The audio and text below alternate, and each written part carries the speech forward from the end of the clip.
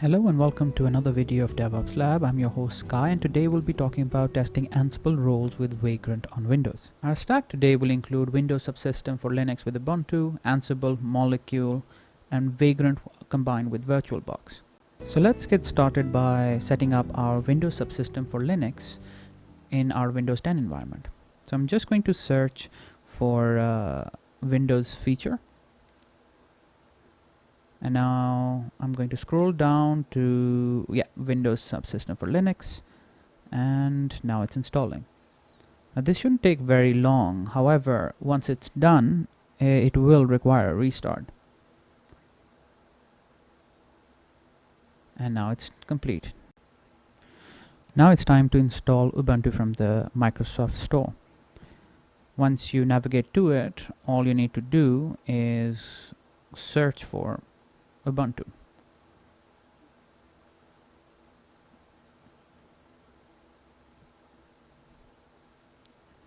And now I'm just going to install it.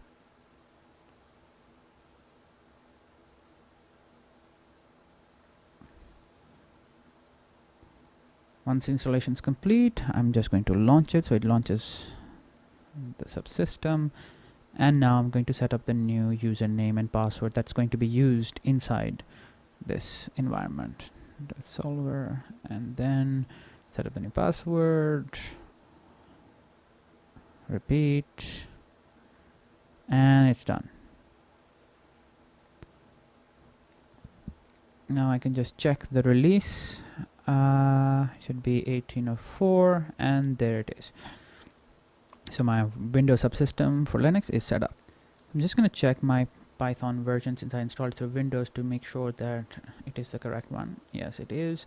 And now I'm just going to go ahead and set up my Visual Studio Code to work with the Linux subsystem. For that, once you launch it, you should see that a remote WSL extension. Install it. And the good part about this is that with this extension, you can have the subsystem inside your Visual Studio. So you see the little green icon in the bottom left corner. You click on it and it allows you to start a new session with the remote WSL. And what this does basically is once it's done loading, it allows you to launch bash inside your Visual Studio so that it accesses the subsystem directly without having to go back and forth. So if you go view, terminal, and there you see it's bash. Let's go ahead and set up Vagrant and VirtualBox. Now go to the VirtualBox website, download VirtualBox for Windows, and it's a simple MSI. We have to now navigate to our Ubuntu subsystem, find where the VirtualBox is installed. Should be program files, Oracle, yep. And now we just have to add it to our bash RC. So let's add it here. VirtualBox, and alright, why isn't it? Yeah, and some variables to enable Windows to access it, as well as the path to the Vagrant file. Now I'm just gonna source the bash RC file, and it's done. So now we can our Windows subsystem should be able to access the VirtualBox. We can now go ahead and apt install Vagrant. Summer, yes. Alright, now that Vagrant's installed, we have to add a Vagrant lib virt plugin, which would be Vagrant plugin install Vagrant lib virt, and give it the right permissions. And now it's done. Both Vagrant and VirtualBox are now set up. So in my case, the Vagrant in the subsystem did not match the one that installed on Windows. And as you can see, the Vagrant in subsystem is 2.02, while that on Windows is 2.2.7. So all I have to do is now get the deb package from the Vagrant website, and once that is done, I'll just depackage -i Vagrant deb, and that should install the right version. Now that shouldn't take so long. Once it's done, I'll just do vagrant minus version, and as you can see, the correct version is installed. Now let's get to actually testing our code in VirtualBox.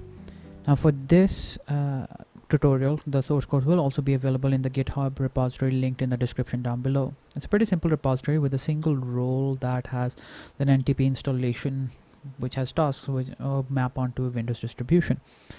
Now I've already created the molecule folder by using the command molecule init scenario driver name vagrant. Now since I already have the folder, it didn't do anything for me.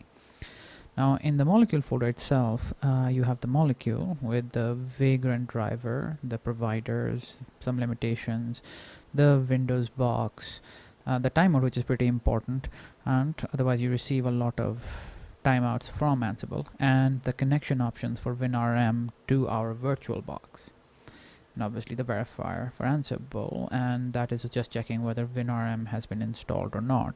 And then we have our prepare, which bootstraps the VirtualBox for Python 3. Now the converge, which runs as a playbook. And now I'm just going to run molecule create, and this will start the creation of the VirtualBox. Now I'm just going to bring up the VirtualBox interface to see where the progress is, and this will take several minutes for it to properly show up.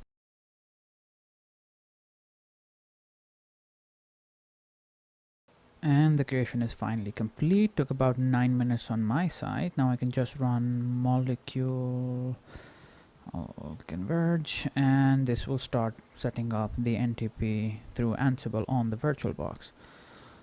As you can see, it's setting up the NTP time protocols, NTP server, settings,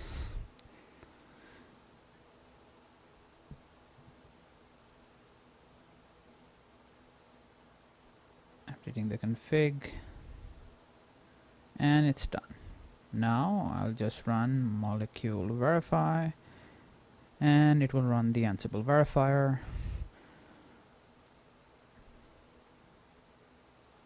It's checking whether WinRM is installed, and every test has passed.